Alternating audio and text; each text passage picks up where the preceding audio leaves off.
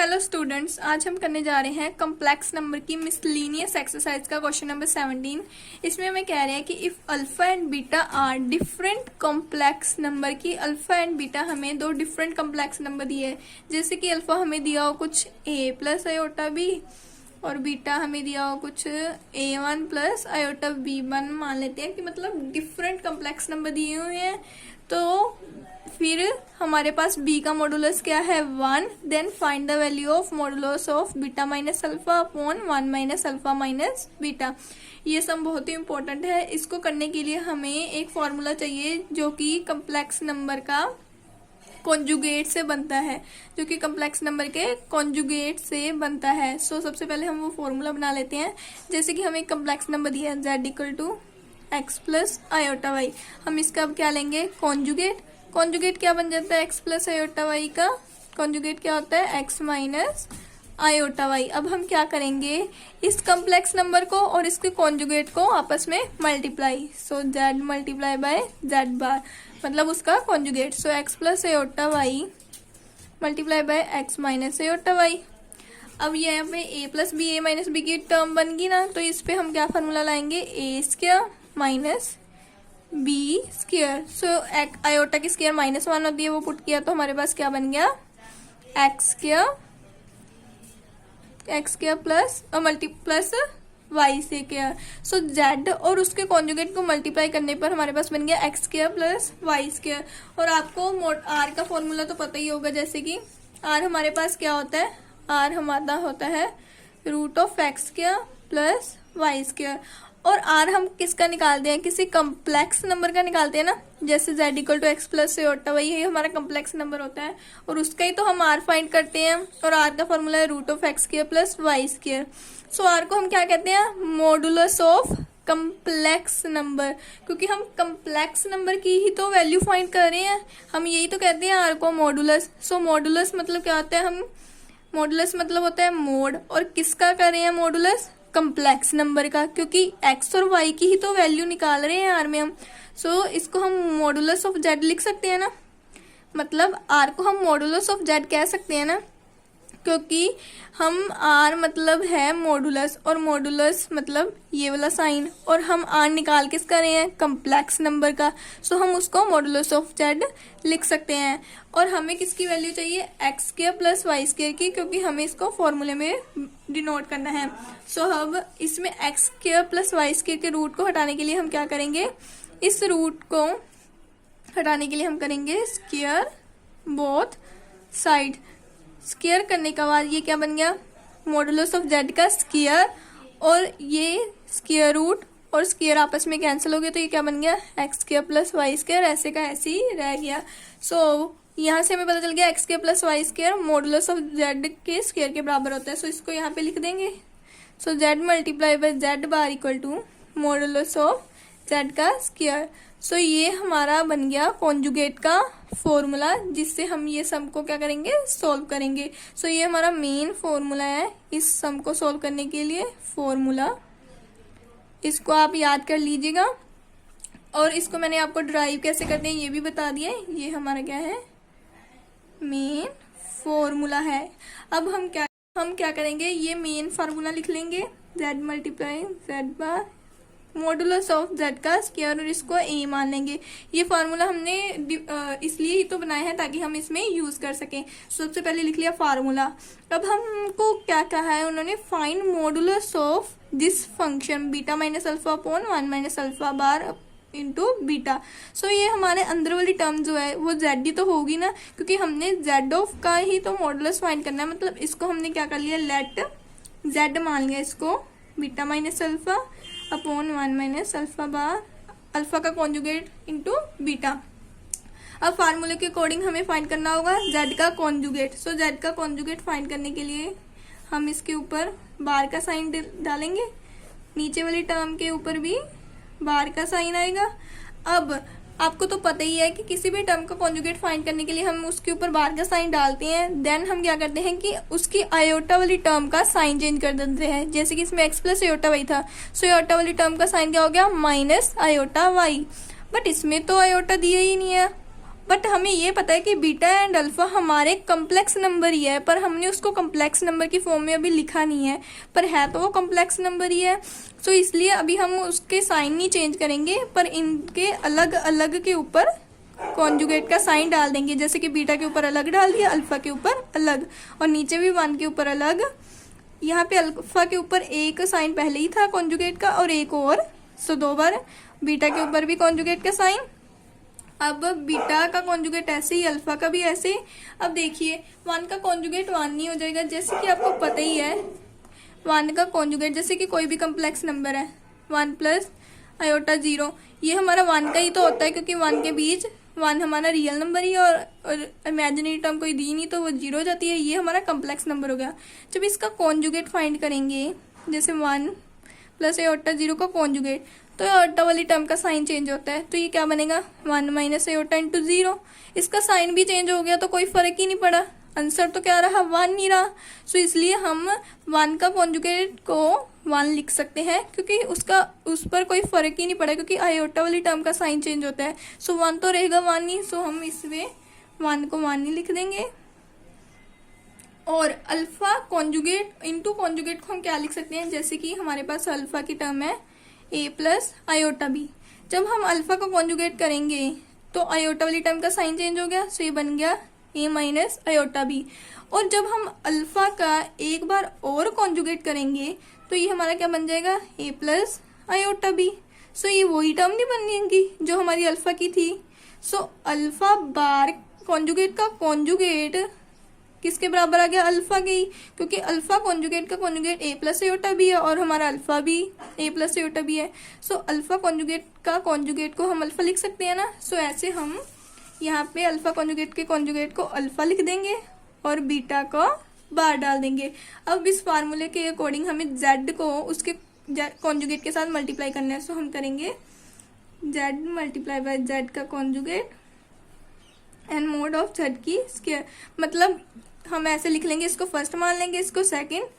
हम क्या करेंगे, put first and second into A equation, कि उसको इसमें पुट कर देंगे।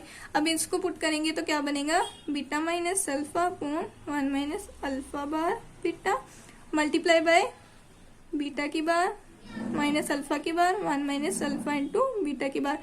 और इस तरफ क्या है, मोड ऑफ मतलब मॉडुलस ऑफ z की स्क्वायर। सो z क्या है, ये इसका मॉडुलस डालेंगे, ये क्या है beta minus alpha upon 1 minus alpha bar beta की स्क्वायर। अब इनको आपस में मल्टीप्लाई कर लेते हैं। बीटा को बीटा के साथ किया बीटा इंटू बीटा का कॉन्जुगेट, बीटा को अल्फा के साथ किया अल्फा का कॉन्जुगेट इंटू बीटा, अल्फा को बीटा का कॉन्जुगेट, माइनस माइनस प्लस हो गया और अल्फा इंटू अल्फा का कॉन्जुगेट। अपॉन में भी हमारे पास क्या है 1 को 1 के साथ किया 1 को अल्फा बीटा का कॉन्जुगेट अल्फा बार को, और इन दोनों का आपस में किया प्लस अल्फा का conjugate into alpha beta into beta का कॉन्जुगेट। सो ये हमारी टर्म बन गई मल्टीप्लाई करके, और इस तरह सेम वही टर्म रहेगी जो हमारे पास पहले थी। सो ये बन गया हमारे पास।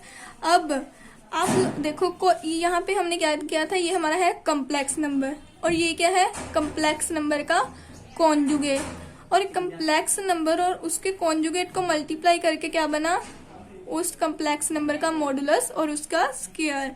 ये हमारे पास फॉर्मूला बना। अब इसमें भी देखें तो अल्फा और बीटा तो हमारे कम्प्लेक्स नंबर ही दिए है ना, उन्होंने कहा है ना अल्फा एंड बीटा हम कम्प्लेक्स नंबर, कि अल्फा और बीटा हमारे कम्प्लेक्स नंबर ही है। वो किस फॉर्म में ये हमने नहीं लिखा, पर है तो वो कम्प्लेक्स नंबर ही। और जेड और जेड बार का कॉन्जुगेट किया हमने, वो भी तो हमारे कम्प्लेक्स नंबर ही थे। सो ऐसे हमने कम्प्लेक्स नंबर का जो फॉर्मूला ड्राइव किया था उसके अकॉर्डिंग हम बीटा और बीटा के कॉन्जुगेट को ऐसे लिख सकते हैं, बीटा मल्टीप्लाई बाय बीटा का कॉन्जुगेट क्या बन जाएगा, जैसे z मल्टीप्लाई बाय z का कॉन्जुगेट क्या बन गया, मॉडुलस ऑफ z की स्क्वायर। और z और z का कॉन्जुगेट है तो कम्प्लेक्स नंबर ही ना, वैसे हमारे पास बीटा भी कम्प्लेक्स नंबर गिवन है, अल्फा भी कम्प्लेक्स नंबर गिवन है। सो वो टर्म और उसका कॉन्जुगेट क्या बन जाएगा, उस टर्म का मॉडुलस की स्क्वायर। सेम वैसे ही अल्फा और अल्फा का कॉन्जुगेट क्या बन जाएगा, मॉड ऑफ अल्फा की स्क्वायर। सो अब हम बीटा इंटू बीटा के कॉन्जुगेट की जगह पे बीटा मॉडुलस का स्क्वायर और अल्फा इंटू अल्फा कॉन्जुगेट की जगह पे अल्फा मॉडुलस का स्क्वायर लिख सकते हैं ना। सो हम वो पुट करेंगे। सो ये टर्म क्या बन गई, मॉडुलस ऑफ बीटा की स्क्वायर, अल्फा कॉन्जुगेट बीटा ऐसे ही, अल्फा इंटू बीटा कॉन्जुगेट, और ये क्या बन गई, मॉडुलस ऑफ अल्फा की स्क्वायर अपॉन में 1 ऐसे ही, और अल्फा इंटू बीटा का conjugate minus alpha bar into beta, plus ये क्या बन गया, मॉडुलस ऑफ अल्फा की स्क्वायर, और ये बन गया मॉडुलस ऑफ बीटा की स्क्वायर। और यहाँ पे ये टर्म ऐसे ही, beta minus alpha upon 1 minus alpha minus beta की स्क्वायर। अब जैसे कि आपको पता है कि हमें मॉडुलस ऑफ बीटा की वैल्यू दी हुई है कि मॉडुलस ऑफ बीटा क्या होता है 1, ये हमें दिया हुआ है, और हम उसकी वैल्यू को यहाँ पे पुट कर देंगे। अगर हमारे पास यहाँ पे मॉडुलस ऑफ बीटा की जगह मॉडुलस ऑफ अल्फा की वैल्यू दी होती ना, तो हम यहाँ पे मॉडुलस ऑफ अल्फा की वैल्यू भी पुट कर देते, बट उन्होंने हमें मॉडुलस ऑफ बीटा की वैल्यू दी है, वो भी क्या है 1। सो मॉडुलस ऑफ बीटा की वैल्यू को यहाँ पुट कर देंगे।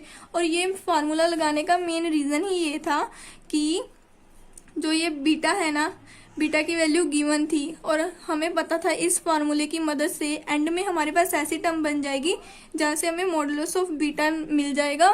सो हम मॉडुलस ऑफ बीटा की वैल्यू पुट करके अपने सम को सोल्व कर लेंगे।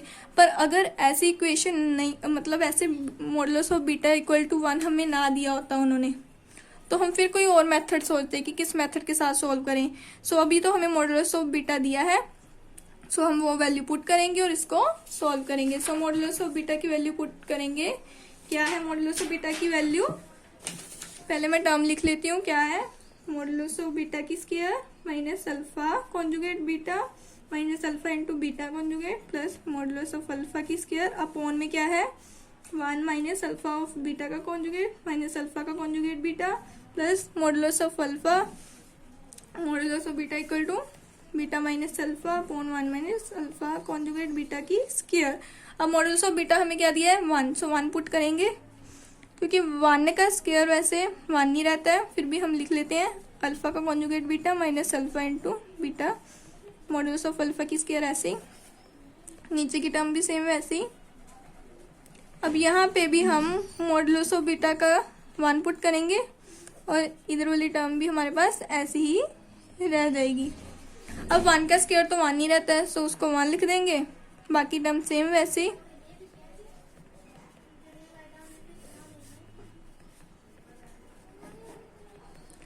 और मॉडुलस ऑफ अल्फा की स्क्वायर को मल्टीप्लाई बाय 1 करेंगे तो वो मॉडुलस ऑफ अल्फा की स्क्वायर ही तो बच जाएगा, सो वो लिख दिया। और इस तरफ सेम वैसे का वैसे। अब इस टर्म को अगर आप ध्यान से देखो तो ऊपर और नीचे सेम नहीं बन रहा, यहाँ पे भी 1 है, यहाँ पे भी 1 है, माइनस अल्फा का कॉन्जुगेट इंटू बीटा, यहाँ पे भी ये रही अल्फा का कॉन्जुगेट इंटू बीटा। अगर टर्म आगे पीछे लिखी हो वो कोई फर्क नहीं पड़ता, जैसे हम 2 मल्टीप्लाई बाई 3 या 3 मल्टीप्लाई बाई 2 लिख दें तो कोई फर्क थोड़ा पड़ता है, टर्म आगे पीछे लिखी हो उसका कोई फर्क नहीं पड़ता। और माइनस अल्फा बीटा का कॉन्जुगेट माइनस अल्फा बीटा का कॉन्जुगेट और अल्फा की स्क्वायर अल्फा की स्क्वायर। अब ऊपर और नीचे सेम टर्म है, जब सेम टर्म दी हो जैसे 2/2 दी हो तो हम इनको कट करके 1 लिख लेते हैं ना, वैसे भी ये हमारी हो जाएगी कैंसिल। सो ये क्या बन गया 1/1 equal to beta minus alpha upon 1 minus alpha की बार कॉन्जुगेट बीटा का होल स्क्वायर। अब हमारी ये टर्म बन गई और उन्होंने हमें क्या कहा, find the answer of modulus of beta minus alpha 1 minus alpha का कॉन्जुगेट बीटा। पर हमारे पास क्या आ रहा है, स्क्वायर की फॉर्म में आ रहा है आंसर, बट हमें स्क्वायर नहीं चाहिए, हमें सिंपल इसके मॉडुलस की वैल्यू चाहिए। तो हम क्या करेंगे, स्क्वायर को हटाने के लिए मैंने आपको मेथड बताया ना, अगर किसी भी चीज का जैसे 2 का अगर स्क्वायर हटा रहे हैं तो वो उस साइड क्या हो जाएगा, प्लस माइनस का साइन हो जाएगा और रूट ऑफ जो इधर टर्म होगी वो उसका रूट हो जाएगा। सो अब हम क्या करेंगे, स्क्वायर हटाएंगे तो 1 का क्या हो जाएगा, 1 के आगे आ जाएगा साइन, जैसे beta minus alpha 1 minus alpha की बार कॉन्जुगेट इंटू बी। अब 1 का एक तो हो जाएगा रूट और ऊपर से आ जाएगा प्लस माइनस का साइन, बट नहीं, हमें पता है कि किसी भी टर्म का मॉडुलस का क्या मतलब है कि उसमें हमेशा पॉजिटिव ही आंसर आते हैं। हम मॉडुलस का साइन जब लिखते हैं इसलिए लिखते हैं ना कि ताकि नेगेटिव कोई आंसर हो तो वो भी क्या बन जाए, पॉजिटिव। सो इसलिए इसके आंसर में नेगेटिव वैल्यूज आ ही नहीं सकती, सो इसलिए हम नेगेटिव का साइन नहीं लगाएंगे। सो ये क्या बन गया, पॉजिटिव का रूट ऑफ 1, और रूट ऑफ 1 क्या होता है, 1 नहीं होता है। सो ये बीटा माइनस अल्फा, अल्फा का कॉन्जुगेट, इसके मॉडुलस का आंसर क्या आ गया, 1। सो ये था हमारा beta minus alpha upon 1 minus alpha के कॉन्जुगेट इंटू बीटा का मॉडुलस जो है 1। सो ऐसे हमने इस सम को सोल्व कर लिया। और इसका मेन फॉर्मूला जो था वो हमारा किससे बना, कॉन्जुगेट मेथड से बना। सो ये मेन फॉर्मूला है, इसको ड्राइव कैसे किया आप अच्छी तरह से देख लीजिएगा और दिमाग में बिठा लीजिएगा, और ये बार बार प्रैक्टिस करेंगे तो ये आपको पता चलेगा कि अगर ऐसा सम हो तो उसको हम किस मेथड से सोल्व करेंगे। इसलिए अगर आप ऐसे ही इस सम को हम पूरा अच्छी तरह से माइंड में बिठा लीजिएगा और बार बार रिवाइज कर लीजिएगा। अगर आपने हमारी यहाँ तक वीडियो देखी है तो वीडियो को लाइक और चैनल को सब्सक्राइब जरूर कीजिएगा। Thank you.